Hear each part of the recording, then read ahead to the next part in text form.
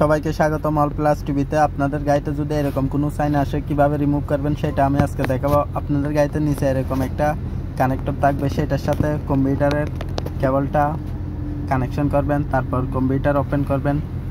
কম্পিউটারে ওপেন করার পর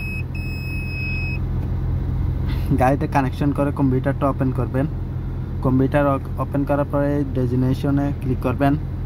ডেজিনেশনে ক্লিক করার পর যতগুলা গাড়ি আছে সবগুলার গাড়ি কোম্পানির নাম আপনাকে দেখাবে। আমারটা টয়োটা কোম্পানির গাড়ি, এই জন্য টয়োটাতে আমি ক্লিক করছি।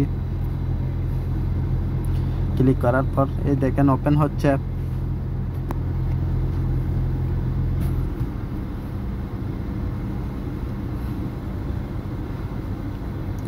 এখন অটো সিলেকশন আমি ক্লিক করতেছি। ক্লিক করার পর আপনারা এখানে চেসিস নম্বর দিবেন। আমার চেসিস নম্বর আগে দেওয়া আছে, এই জন্য আমি এখান থেকে সেভ থেকে ক্লিক করে ওকেতে ক্লিক করে দিচ্ছি। নিচে দেখেন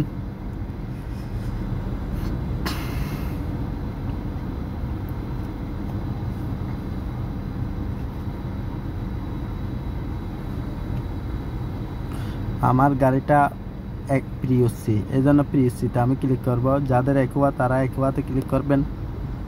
তারপর আমার গাড়িটা আমেরিকান, নর্থ আমেরিকানে আমি ক্লিক করছি। আপনাদেরটা জাপান হলে জাপানে ক্লিক করবেন। এই 2012 মডেলে ক্লিক করছি উইথ স্মার্ট কি।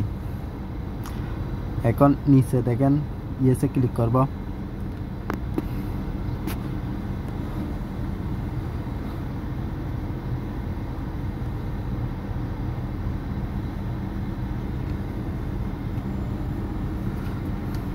ইয়েসে ক্লিক করার পর ডেজিনেশনে ক্লিক করবেন। আপনারা অটো স্ক্যানে ক্লিক করবেন।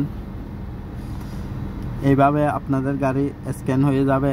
আপনাদের গাড়িতে যেগুলা সমস্যা আছে এগুলা কম্পিউটার দেখাবে। আপনারা খুব সহজে আপনাদের কাছে যদি একটা কম্পিউটার থাকে নিজেরাই চেক করে ফেলতে পারবেন। কোনো গাড়ির গ্যারেজে যাওয়া লাগবে না। আপনাদের সামান্য একটু বুদ্ধি থাকলে আপনারা নিজের কাজ নিজেরাই করতে পারবেন। দেখেন আমি এখন কুইক এরেসে ক্লিক করব, নিচে আছে এটা।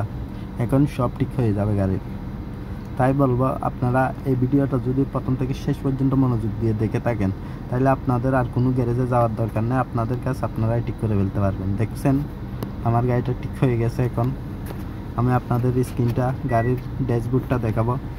দেখেন ড্যাশবোর্ড থেকে যতগুলা সাইন এসেছিল সবগুলা চলে গেছে। কোনো সাইন নেই, কোনো সমস্যা দেখাচ্ছে না আমার গাড়িতে কম্পিউটারে। দেখছেন